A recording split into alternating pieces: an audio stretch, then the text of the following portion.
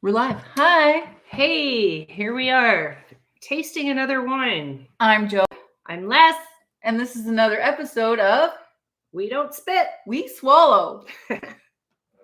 Today we're going to review this wine. It's a Killibinbin, and it is from Langhorne Creek region in southern region of Australia, close to Adelaide, I guess. Australian. I love Australia. I always like Australia. I've never been there, but I like their wine. I do like Australian wine, but I kind of like New World wines. Be nice if we went to Australia and did like a wine tour. That's on the to-do list or bucket list or whatever you want to call that list. Okay, so this is it's a Shiraz Cab Sab. It's an 80% Shiraz, 20% Cab. Strong. Actually, it has a nice smell though, doesn't it? It's I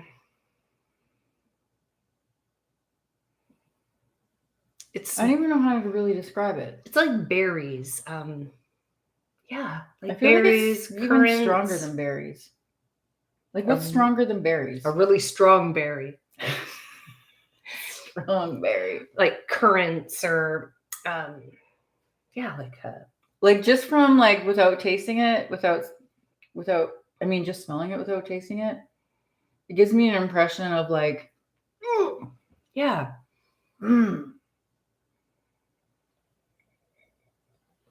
And for a split second, I had a description, and then I lost it.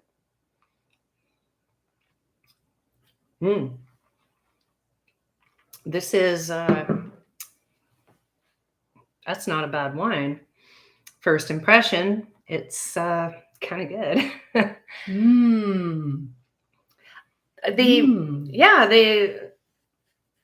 The Langhorne Creek region, what I've read about it is they are most known for medium-bodied wines. This almost seems like more full-bodied to me. I feel like it's medium. fuller than what I would consider a medium, but I'm not disappointed. Yeah. Here's the other thing, though.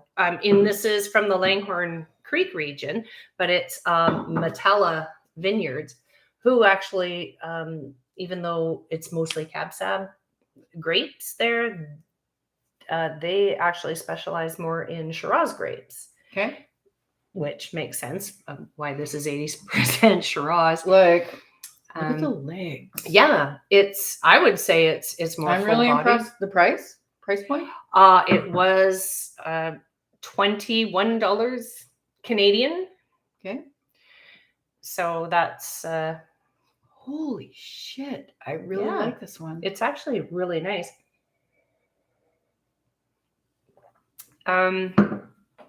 Yeah, it's got like, it's smoky. Yeah, smokiness. There's smokiness.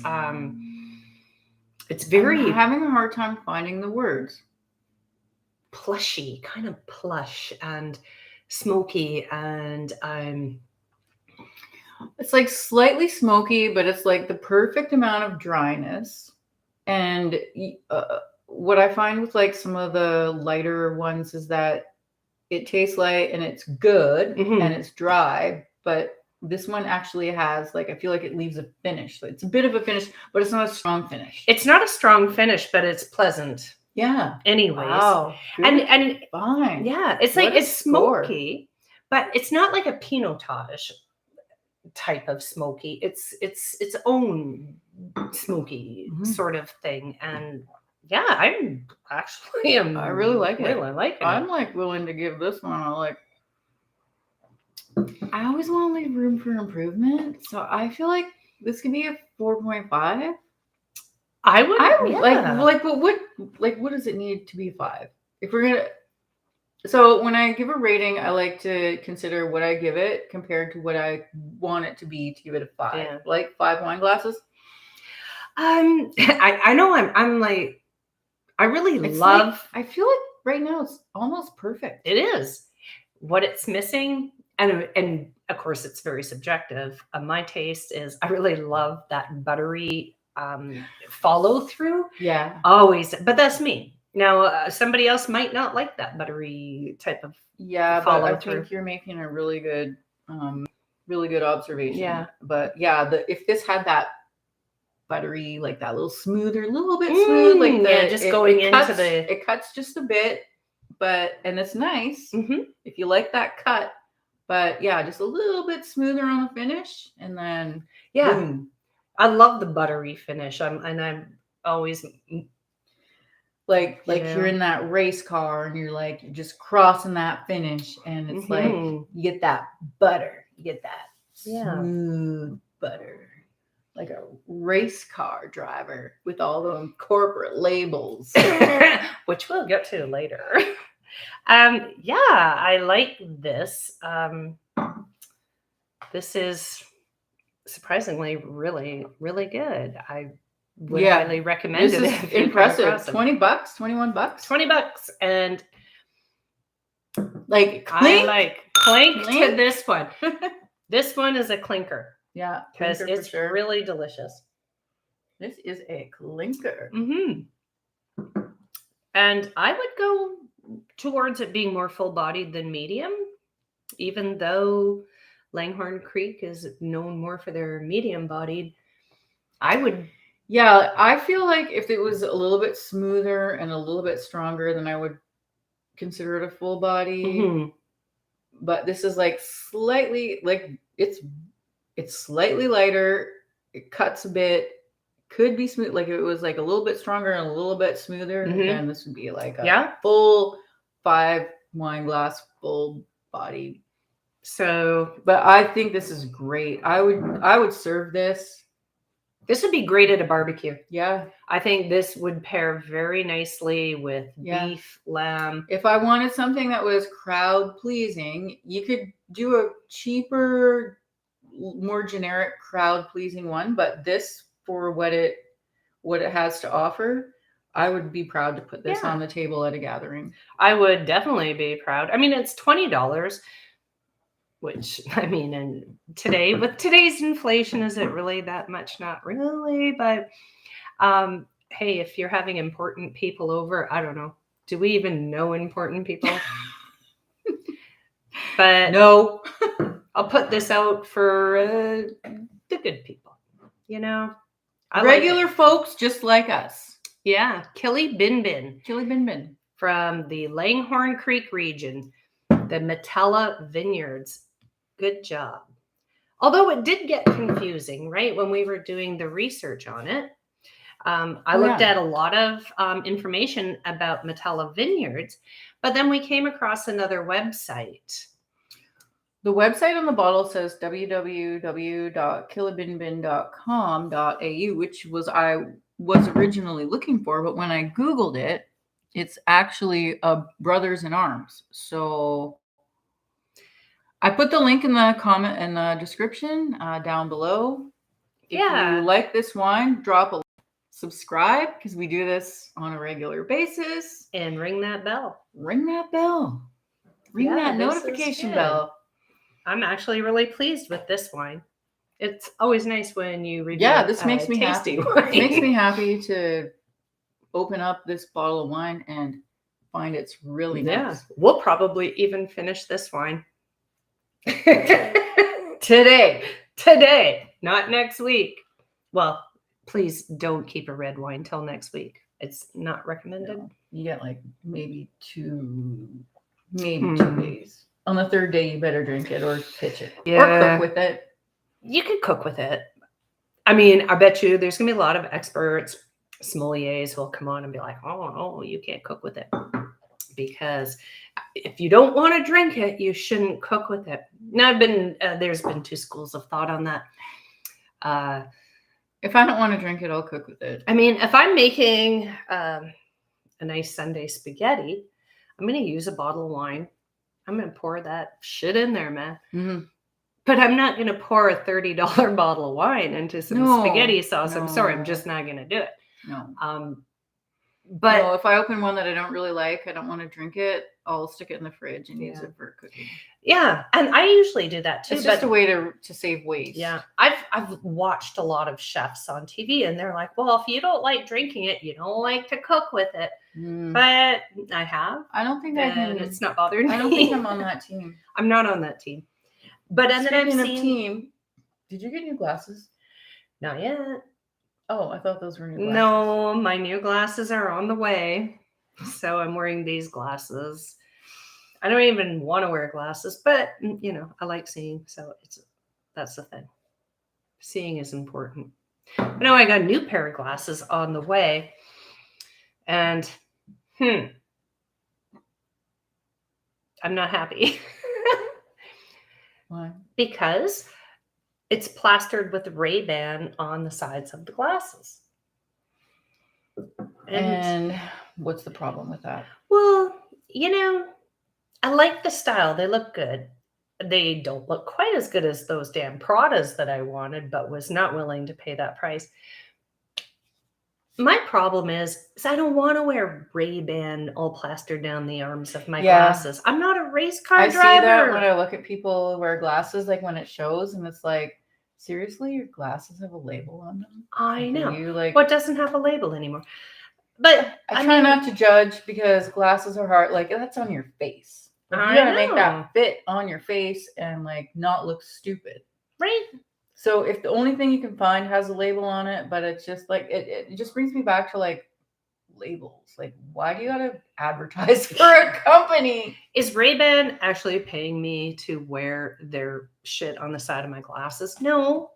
I'm not a race car driver, so I'm not sponsored. But here I am stuck with having to have that shit on there. I did actually try to go to another place. I got them at, I don't want to give them a plug, or I don't want to give them a thumbs down either, but it was Pearl Vision. But anyways, not their fault, not their fault. So I said to the lady who was helping me, I'm like, well, I think I'll just like kind of shop around, maybe find a generic pair of frames that are just a little bit cheaper and I don't have to wear labels along the sides of the arms. And she's like, oh yeah, no problem. So I did. And every place I went was freaking labels. What the hell? Mm-hmm. They're plastic. These are made of plastic. $500. It's probably the same material, the same cost, the same everything, except for you put that little stamp on there. That's right. I know maybe it costs a lot of extra money to buy the equipment to put that little stamp on there, but that's what you're paying for. All I know is Prada wasn't paying me to advertise their stuff, and neither is Ray-Ban. Imagine thinking it's cool to pay money to advertise, to pay money to a corporation to advertise for them. I know. Look at me. I'm so cool with this label. Yeah. Things that make you, instead of like, I thought that a while back about, so actually it brings me to a couple of things that I thought a while back. A while back, I used to think about like back in the olden days, like in the 90s and shit, about like Calvin Klein jeans and shit. Mm-hmm. And I had a pair of really nice Calvin Klein jeans and I can't remember what I paid for them. I'm pretty sure I probably got them at a secondhand store because I've never paid full price for a new Calvin Klein. No, I don't either. But I remember thinking like checking out my ass in the mirror and being like, who the fuck pays money to have a Calvin Klein label on that ass?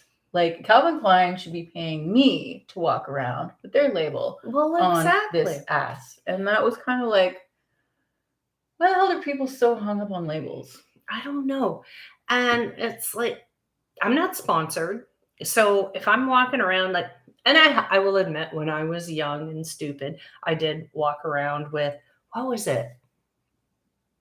Oh shit, I forget. With that across, label. Yeah, it was a label across my t-shirt. And at the time I thought I was like super cool. I was like, oh, look at me. I didn't even buy that t-shirt from the actual company. I bought it at Winners for like $20. Yeah. So like a place like that. Yeah. So like an offshoot store. Look at me. I am I'm really cool with this label. But then it started to occur like, why? Why am I walking around advertising for this particular designer? And I'm not sponsored by them. Like, you're not giving me any money to advertise for you. Like we've been trained to pay money to advertise for them. Yes. What happened? I don't know. Where did we go wrong? Because and I'm really struggling with my stupid glasses that are coming in a week, and they're Ray-Ban. I didn't want Ray-Ban. I didn't want anything except for this really cool style. Just something that fits your face and fits your... Yeah, and it looks good. Mhm. I had this vision of, I wanted a chunkier pair of glasses because, I'm kind of a, Marion Gradsby fan, and I loved her chunky glasses. And Yeah, so, I like her glasses. I was like, I want Marion Gradsby. I need her glasses, and maybe would I have been proud to walk around if it said Marion Gradsby along the arms of the glasses? I just want glasses that look nice. I don't want. That's all. I don't want to parade draw around attention to my glasses. Like, I don't need that. I don't understand it. It's like, what do I look like? A race car driver? Exactly. Race car drivers are overtly sponsored by companies and baseball teams and whatever your company sponsors. And that's fine. You're showing the world that you are sponsoring this product. Yeah, you're advertising for them. Or this athlete or whatever. Yeah, you've entered into. But when the regular person is charged a ridiculous amount of money, and like, whose fault is it really? It's our fault. Yeah, because we agree to it. Yeah, I didn't agree to it. We fall for the social pressure. That's right. When I went up to the to get the glasses, and it's like, oh, I chose some frames. Here we go. I really like this. And then she's like, okay. She kind of knew too. She's like, did you see the price of these frames? And I'm like, no, but I really like them. She was like, $500. I'm like, just for the frames. That's not the lenses. I'm like, yeah, that's like, ooh. She said, well, they're Prada, that's even slightly high for like frames, coating, that's lenses. Like when you, like, most people, if they're lucky enough to have benefits, they get $200. Yeah. That's a whole other story there too. Things change. Just when you think you are up here, you end back down here again. Life has a way of humbling your ego. Yeah. But anyway, yeah, I brought them up to her and I'm like, I like these. They're Prada. They're $500. I'm like, well, I'm not paying $500 for those. It's like, here's the reason why they're $500. They're made out of the same material and they have the same manufacturing process as the cheap shit. But somebody put a stamp on there, and that's why they're... She literally said that to me. She said, they're $500 because they're Prada, because it says Prada on it. And I'm like, well, since Prada hasn't reached out to me and, we haven't entered into a contract of where I'm going to advertise for them and they're going to pay me, I'm like, I'm just not gonna do it. Sorry, no. So we went looking for another pair, but I think regular consumers of the world need to understand when you pay a lot of money for something, what exactly are you paying for? Yeah, you're paying for a name. Think before you click OK on that ATM thing. Yeah. You know what? Prada, the corporation of Prada, whatever, they have a whole lot more money than I do. And I don't think they need my free advertising to walk around wearing their shit. I'm pretty sure they don't need you to pay to advertise for them. They sure that is such a reversal. That is such an inverted concept. Exactly. Of advertising. Yeah. Really. It's like charge the consumer to advertise for us. Yeah. The consumer will pay me exorbitant amounts of money to advertise my product. Yeah. No, I'm not going to do it. That's so fucked. Maybe if I was 18, I wouldn't have done it when I was 18 because I didn't have $500 then. When I was younger, I wanted to wear labels, but I couldn't. I was broke ass when I was young. Same. When I was young, I would find cheaper ways. I probably had knockoffs. Not that I had a lot of labels, but if I had the opportunity to find something with the price that I could afford with the label on it, I bought that thing because then now I can walk around with this. But what a shitty way to feel that Yeah. You know? How unfortunate that that's how we feel validated. Yeah. That we're walking around with some stupid, thing written on us that like these people are rich and we not so much. I'm living in a And house we're making with these 6 other people rich people. by paying them I know.